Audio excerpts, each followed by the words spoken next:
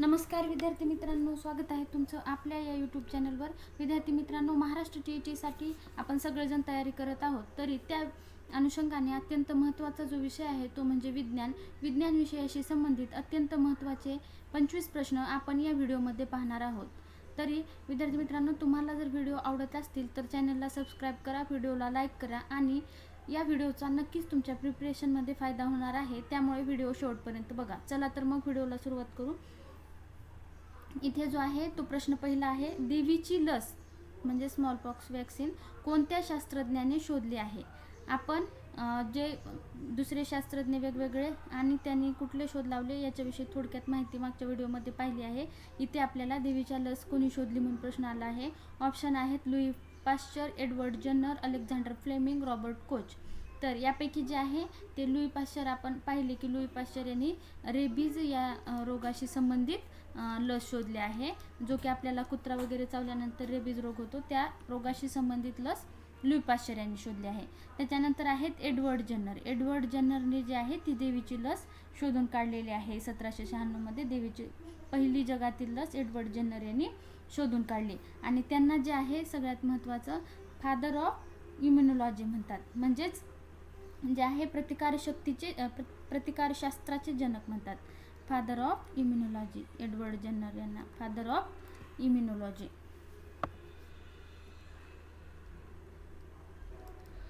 त्याच्यानंतर next immunology. त्यामुळे या ज्या प्रश्नाचं जे उत्तर आहे ते ऑप्शन क्रमांक 2 एडवर्ड जन्नर. त्यानंतर आहेत अलेक्झांडर फ्लेमिंग यांनी जे आहे ती जगातील पहिले जे अँटीबायोटिक आहे पेनिसिलिन याचा शोध अलेक्झांडर फ्लेमिंग यांनी लावला. त्याच्यानंतर आहेत रॉबर्ट कोच. तर रॉबर्ट कोच यांनी जे आहे टीबी आणि कॉलरा याचे जे आहेत याच्या जंतूचा शोध लावला. कुणी? तर रॉबर्ट कोच यांनी. तर अशा पद्धतीने आपण हा पहिला प्रश्न पाहिला, ज्याचं की उत्तर एडवर्ड जन्नर आहे. त्यानंतर आता इथे क्वेश्चन आहे, अणुभट्टीमध्ये खालीलपैकी कोणत्या धातूचे जे आहेत ते समस्थानिके इंधन म्हणून वापरले जातात? तर समस्थानिकेला आपण म्हणतो आयसोटोप्स. तर पहिल्यांदा आयसोटोप्स म्हणजे काय? तर आयसोटोप्स म्हणजे एखाद्या मूलद्रव्याचे अणुअंक जो आहे तो सारखाच असतो. ॲटॉमिक नंबर जो आहे तो सारखाच असतो. ॲटॉमिक नंबर जो आहे तो सारखाच असतो आणि ॲटॉमिक मास नंबर वेगळा असतो. आणि ॲटॉमिक मास नंबर जो आहे तो डिफरंट असतो. तर अशाला जे आहे ते आयसोटोप म्हणतात. म्हणजे हायड्रोजन जे आहे, तर हायड्रोजनचे आपल्याला माहिती आहे की प्रोटियम, ड्यूटेरियम आणि ट्रिटियम हे जे आहेत ते त्याचे समस्थानिके आहेत. यामध्ये जे आहे ते त्याचं जे ॲटॉमिक नंबर हायड्रोजनचा ॲटॉमिक नंबर किती आहे? 1 आहे. तर त्याचं जे आहे ते ॲटॉमिक नंबर सारखाच आहे, पण ॲटॉमिक मास नंबर जे आहे त्या तिन्हीचे वेगळे आहेत. अशा पद्धतीने तर समस्थानिके म्हणजे आयसोटोप्स असतात. तर आपल्याला जे आहे ते अणुभट्टीमध्ये खालीलपैकी कोणते समस्थानिके वापरलेले जातात म्हणून विचारलेलं आहे. तर याच्यापैकी जे आहे तर लोखंड, युरेनियम, तांबे, ॲल्युमिनियम असे 4 ऑप्शन दिलेले आहेत. यापैकी युरेनियम 235 हा जो आहे याचा अणुभट्टीमध्ये इंधन म्हणून वापरला जातो. आणि दुसरा एक 235 याचा युरेनियम 235 आयसोटोपचा जो आहे तो अणुभट्टीमध्ये वापरला जातो. आणि युरेनियम दुसरा एक ह्याचा जो आयसोटोप आहे तो आहे युरेनियम 238. आणि हा कशात वापरला जातो? तर हा जो आहे तो निसर्गात सगळ्यात जास्त प्रमाणामध्ये युरेनियम 238 वापरला जातो. युरेनियमचे 2 आयसोटोप्स आहेत. तर अशा पद्धतीने हा क्वेश्चन आपण इथे पाहिला. नेक्स्ट क्वेश्चन पाहूया. रक्ताभिसरण प्रक्रियेतील अडथळे शोधण्यासाठी कोणत्या समस्थानिकाचा वापर केला जातो? तर समस्थानिकावर आधारित हा दुसरा प्रश्न आहे. इथे आहे कोबाल्ट 60, आयोडीन 131, कार्बन 14, सोडियम 24. यापैकी जे आहे ते कुठला रक्ताभिसरण प्रक्रियेमध्ये जे आहे म्हणजे अडथळे आले, गाठी वगैरे असल्या तर ते शोधण्यासाठी वापरले जातात. तर अडथळा जो ओळखण्यासाठी जो आहे तो सोडियम 24 हा जो आहे हा आयसोटोप वापरला जातो. सोडियम 24. तर सोडियम 24 हे जे आहे ते किरणोत्सारी सोडियम असून ते रक्तामध्ये मिसळले जाते. हे जे आहे ते रक्तामध्ये मिसळले जाते आणि रक्तवाहिन्यात कोठे अडथळे आहेत तर तिथून पुढे सोडियम 24 हा प्रवाह मंदावतो किंवा थांबतो. विशेष उपकरणाद्वारे हे शोधून काढले जाते रक्तातील गुठळी आणि नेमके जे आहे ते गुठळीचे कारण ओळखले जाते. म्हणजे हे सोडियम हे जे आहे 24 हे रक्तामध्ये मिसळले जाते आणि जिथे जर समजा गुठळी वगैरे असेल तर तिथून याचा जो आहे तो प्रवाह मंदावतो. त्याच्यावरून आपल्याला समजते की रक्तामध्ये कुठे गुठळी आहे. त्यामुळे या प्रश्नाचं उत्तर ऑप्शन क्रमांक डी आहे. मग कोबाल्ट 16 जो आहे तो कॅन्सरमध्ये यूज होतो, कॅन्सरच्या उपचारासाठी. आणि आयोडीन 131 हा जो आहे थायरॉइड ग्रंथीच्या निदानासाठी, थायरॉइड ग्रंथीमध्ये जर काही झाले असेल तर त्याच्या निदानासाठी आयोडीन 131 हा जो आहे आयसोटोप्स वापरला जातो. त्याच्यानंतर कार्बन 14 जीवाश्माचे वय ठरवण्यासाठी. कार्बन 14 कार्बन डेटिंग आपण पाहिले आहे, तर त्या कार्बन डेटिंग जीवाश्माचे वय शोधण्यासाठीची जी पद्धत आहे त्यामध्ये हे कार्बन 14 वापरले जाते. त्यानंतर एक राहतो फॉस्फरस 32 हा जो आहे हा रक्ताच्या कर्करोगाच्या म्हणजे ल्युकेमिया हा जो रक्ताचा कर्करोग आहे, ब्लड कॅन्सर म्हणतो आपण त्याला, तर त्या ब्लड कॅन्सरमध्ये हा वापरला जातो. तर याच्यावर पण प्रश्न येऊ शकतात. त्यामुळे आपण हे आयसोटोप्स महत्त्वाचे आणि ते कशामध्ये यूज होतात हे पाहिलं. त्याच्यानंतर नेक्स्ट क्वेश्चन पाहूया. फुग्यात हवा भरली असतात तो सर्व बाजूंनी सारखा फुगतो, याचे मुख्य कारण काय असू शकते? ऑप्शन आहे हवेला वजन असते, आतील हवेचा दाब फुग्यांच्या भिंतीवर सर्व दिशांना समान असतो. क नंबरचा ऑप्शन आहे फुग्याचा रबर जे आहे ते लवचिक असते आणि ड आहे हवेमध्ये उष्णता असते. तर याच्यापैकी जे आहे ऑप्शन क्रमांक ब हा सर्वात योग्य आहे. कारण हवेमध्ये असा फुगा असतो त्यामध्ये आपण हवा भरली असता त्याच्यात जे आहे हवेचा दाब जो आहे तो हवेच्या ह्या भिंतीवर सर्व दिशांना समान असतो, म्हणून हवेमध्ये फुगा भरले असतात तो सगळ्या बाजूने सारखा फुगतो. त्यामुळे या प्रश्नाचे जे आहे ऑप्शन क्रमांक ब हे करेक्ट आन्सर आहे. त्यानंतर नेक्स्ट क्वेश्चन पाहूया.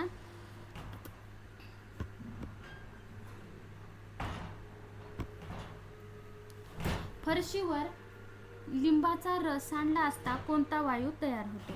तर इथे जे आहे आपल्याला विचारलेलं आहे फरशीवर लिंबाचा रस सांडला असता कोणता वायू तयार होतो? ऑप्शन आहेत oxygen, nitrogen, hydrogen, carbon dioxide. तर इथे जे आहे फरशीवर लिंबाचा रस म्हणजे आपल्याला माहीतच आहे लिंबामध्ये काय असते तर सायट्रिक ॲसिड असते, सायट्रिक ॲसिड. तर हे जे सायट्रिक ॲसिड जर फरशीवर सांडलं तर त्याच्यातून जे आहे ते अभिक्रिया होते आणि कार्बन डायऑक्साईड हा वायू बाहेर पडतो, CO2 हा वायू बाहेर पडतो. त्यामुळे या प्रश्नाचं उत्तर ऑप्शन क्रमांक ड आहे, कार्बन डायऑक्साईड. लिंबाचा रस फरशीवर सांडला असता कार्बन डायऑक्साईड हा वायू बाहेर पडतो. त्यानंतर नेक्स्ट क्वेश्चन पाहूया. काचेला चिटकणाऱ्या रबरी चकत्या काचेवर दाबल्या की चिटकून बसतात, याचं कारण काय आहे?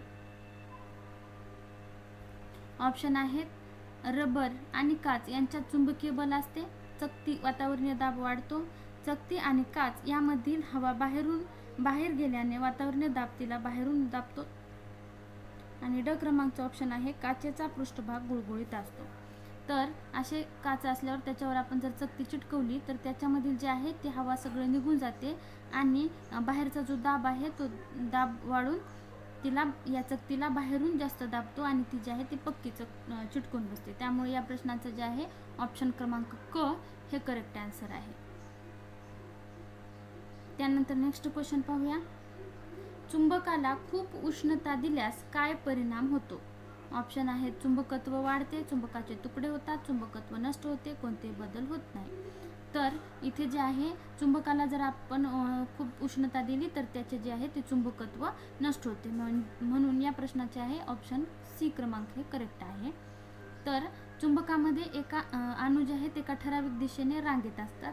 उष्णता दिल्याने या अणूंना जे आहे ते ऊर्जा मिळते, त्यांची हालचाल वाढते, त्यामुळे त्यांची ठराविक रचना जी आहे ती विस्कळीत होऊन जाते आणि त्याच्यातलं चुंबकत्व जे आहे ते नष्ट होऊन जाते. आणि प्रत्येक चुंबकाचे पदार्थाचे जे आहे ते ठराविक तापमान असते, ज्याला की क्युरी तापमान असे म्हणतात. जर चुंबकाला या तापमानापेक्षा जास्त गरम केले तर त्याचे जे आहे ते चुंबकत्व तो गमावत असतो. म्हणजे एका ठराविक असं त्याला क्युरी तापमान म्हणतात. या तापमानापर्यंत ठीक आहे, प्रत्येक चुंबकीय पदार्थाचं तापमान हे क्युरी तापमान वेगवेगळे असते. म्हणजे इथे एक चुंबक आहे, त्याला ह्याचे चुंबक क्युरी तापमान कसं ओळखायचं, तर एखाद्या ठराविक तापमानापर्यंत त्याला उष्णता दिली, त्याच्यामधील अणूंची रचना एका रांगेत असते आणि ती जी आहे ती विस्कळीत होते, त्याच्यामुळे याचं चुंबकत्व नष्ट होते. ते कुठल्या तापमानाला होते त्या तापमानाला क्युरी तापमान म्हणतात. आणि याचं जे आहे ते कायमस्वरूपी आपले चुंबक हे जे आहे ते शक्ती गमावत असतो, चुंबकत्व. त्यामुळे या प्रश्नाचं उत्तर ऑप्शन क्रमांक सी हे करेक्ट आहे. नेक्स्ट क्वेश्चन, साखरेपासून अल्कोहोल तयार करण्याच्या प्रक्रियेला काय म्हणतात? ऑप्शन आहेत बाष्पीभवन, किण्वन, ऊर्ध्वपातन, क्षरण. तर साखरेपासून अल्कोहोल जे तयार होते त्याला जे आहे ते किण्वन फर्मेंटेशन म्हणतात.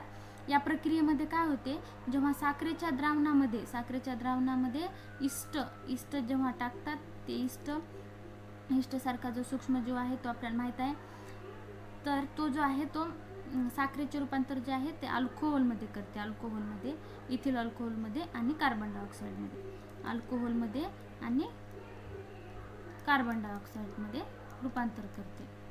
आणि याचा जे आहे ते उपयोग कशामध्ये होतो, तर अल्कोहोल तयार करण्यामध्ये, म्हणजे मद्य वगैरे तयार करण्यामध्ये, आणि ब्रेड तयार करताना सुद्धा याचा उपयोग होतो. आणि याच्यातून जे इथेनॉल तयार होते, इंधन निर्मितीसाठी सुद्धा उपयोग होतो. तर लुई पाश्चर या शास्त्रज्ञाने जे आहे किण्वन प्रक्रियेचा शोध लावला. लुई पाश्चरने या प्रक्रियेचा शोध लावला, फर्मेंटेशनचा. हा पण प्रश्न महत्त्वाचा आहे. तर अशा पद्धतीने या प्रश्नाचं उत्तर आपण पाहिलं, ऑप्शन क्रमांक बी, किण्वन फर्मेंटेशन. त्यानंतर नेक्स्ट क्वेश्चन पाहूया. इथे आताच आपण फर्मेंटेशनवर क्वेश्चन पाहिला. किण्वन फर्मेंटेशन या प्रक्रियेत मुख्यत्वे कशाचा वापर केला जातो? ऑप्शन आहेत क्षार, आम्ल, सूक्ष्मजीव, उदाहरणार्थ इस्ट आणि सूर्यप्रकाश.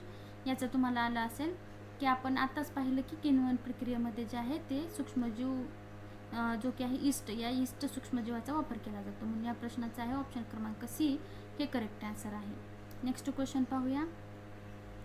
मानवी शरीरात अनुवंशिक गुणधर्म एका पिढीकडून दुसऱ्या पिढीकडे वाहून नेण्याचे काम कोण करते? तर मानवी शरीरातील जे अनुवंशिक गुणधर्म असतात ते कोण वाहून नेते? तर ऑप्शन आहेत स्नायू, रक्तपेशी, गुणसूत्रे, क्रोमोझोम आणि मज्जातंतू. तर एका पिढीकडून दुसऱ्या पिढीकडे जनुके, जीन्स वाहून कोण जीन्स नेते? तर या प्रक्रियेमध्ये जे आहे ते DNA एक इन्व्हॉल्व असते, डिऑक्सिरायबोन्यूक्लिक ॲसिड आपण म्हणतो त्याला. आणि हा अनुवंशिकतेचा जो आहे तो मुख्य साठा आहे. दुसरं गुणसूत्रे, हे DNA रेणुपेशींच्या केंद्रकामध्ये गुणसूत्रांच्या, या क्रोमोझोमच्या स्वरूपामध्ये जे असतात, हे जे DNA आहे ते गुणसूत्राच्या स्वरूपामध्ये असतात. मानवी शरीरामध्ये या गुणसूत्राच्या ज्या जोड्या आहेत त्या आहेत एकूण 23 जोड्या आहेत, जे की म्हणजे एकूण 46 गुणसूत्रे आहेत आणि क्रोमोझोमच्या जोड्या आहेत. आणि आपल्या डोळ्याचा रंग, केसांचा रंग, उंची, इतर शारीरिक वैशिष्ट्ये पालकाकडून जे आहे ते मुलांकडे जनुकामार्फतच पोहोचत असते. म्हणजे या प्रश्नाचं उत्तर हे गुणसूत्रे, क्रोमोझोम हे आहे करेक्ट. त्याच्यानंतर नेक्स्ट क्वेश्चन, आगपेटीच्या काडीच्या टोकावर म्हणजेच त्या गुलमध्ये कोणता अधातू वापरला जातो? ऑप्शन आहेत गंधक, फॉस्फरस, ग्राफाईट, नायट्रोजन.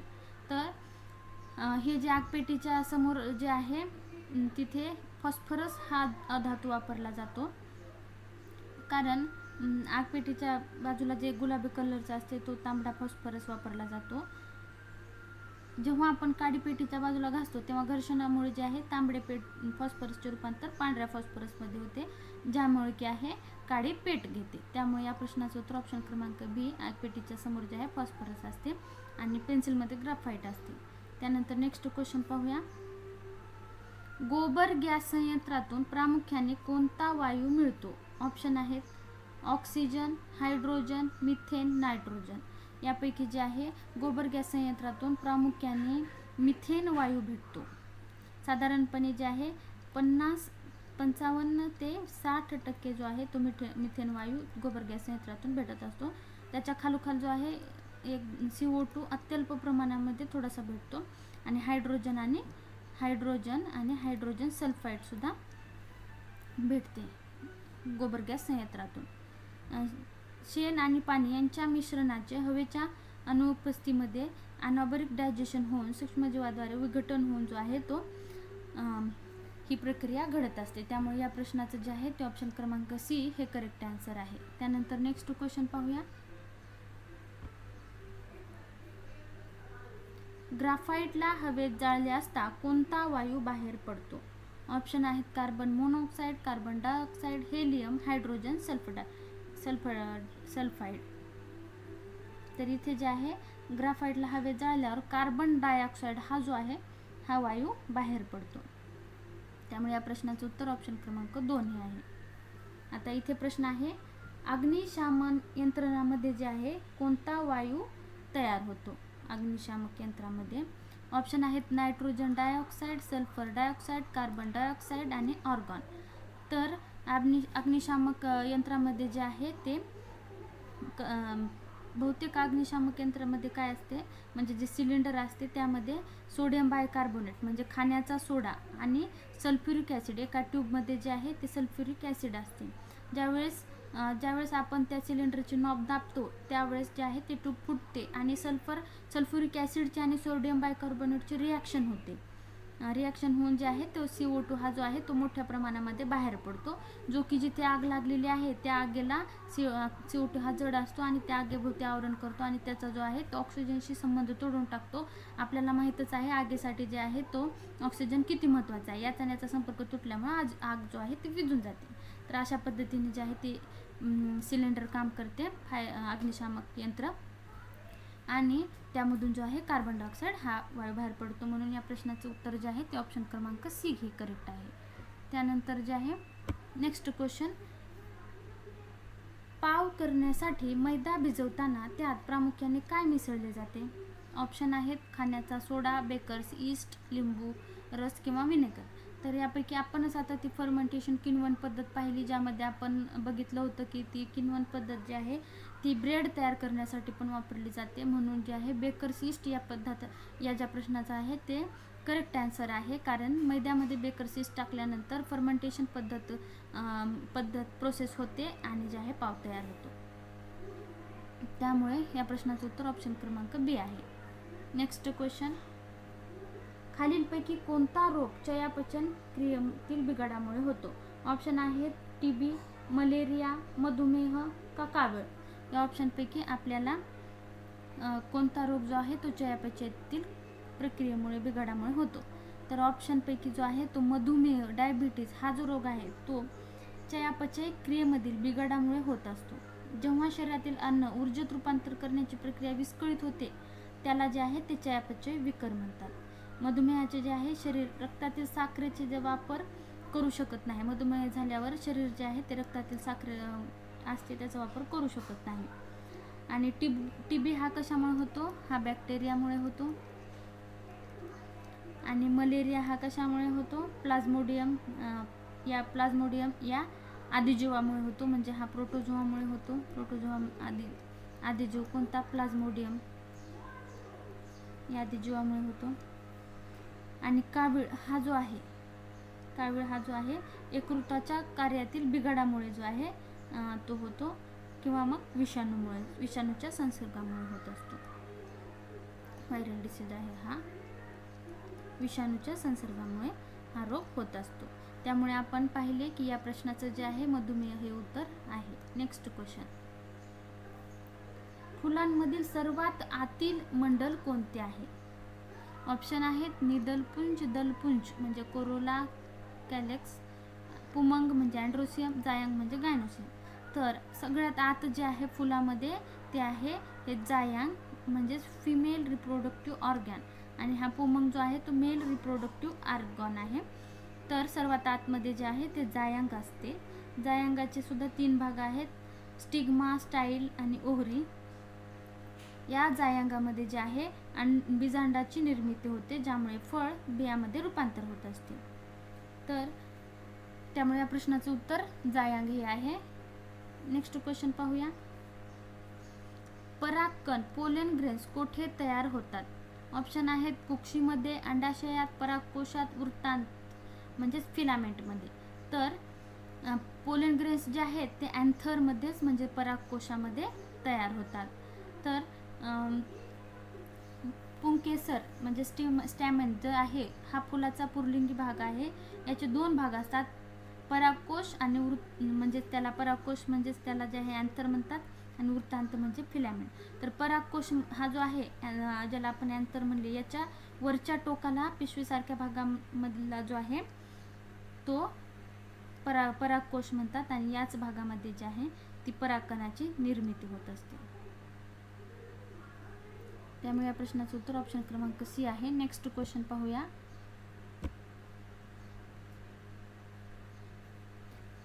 परागकण कुक्षीवर स्थलांतरित होण्याच्या प्रक्रियेला काय म्हणतात? ऑप्शन आहेत फलन म्हणजे फर्टिलायझेशन, परागीभवन म्हणजे पॉलिनेशन, अंकुरण म्हणजे जर्मिनेशन आणि प्रकाश संश्लेषण म्हणजे फोटोसिंथेसिस. तर परागकण जे आहे ते कुक्षीवर स्थलांतरित होण्याच्या प्रक्रियेला जे आहे ते परागीभवन पॉलिनेशन म्हणतात. त्यामुळे या प्रश्नाचं उत्तर ऑप्शन क्रमांक बी आहे. परागकण जे आहे स्वतः हालचाल करू शकत नाहीत, त्या परागकणातूनच म्हणजे ते जे आहे फूल वगैरे दुसरे तयार होण्यामध्ये या पॉलिनेशनचाच अत्यंत महत्त्वाचा जो आहे तो वाटा असतो. तर त्याच्यातूनच या पॉलिनेशनद्वारे जे आहे ते परागकण एका फुलावरून दुसऱ्या फुलावर जातात आणि त्याच्यातून पॉलिनेशन घडत असते. त्या प्रक्रियेला जे आहे पॉलिनेशन परागीभवन म्हणतात. आणि याच्यातूनच जे आहे ते फर्टिलायझेशन होऊन बी फळ तयार होत असते. त्याच्यानंतर नेक्स्ट क्वेश्चन पाहूया. मेंदूतील प्रक्रियाशिवाय ताबडतोब ज्या क्रियांना प्रतिसाद द्यावे लागते त्यांना काय म्हणतात? म्हणजे मेंदूतील जी प्रक्रिया आहे, म्हणजे आपण एखादी क्रिया आपल्याला मेंदू ऑर्डर देते त्याच्यानुसार क्रिया घडत असते, पण काही क्रिया अशा असतात ज्याला ताबडतोब प्रतिक्रिया द्यावी लागते, तर अशांना काय म्हणतात? प्रतिक्षिप्त क्रिया म्हणजेच रिफ्लेक्स ॲक्शन. तर अशांना जे आहे रिफ्लेक्स ॲक्शन असं आपण म्हणतो.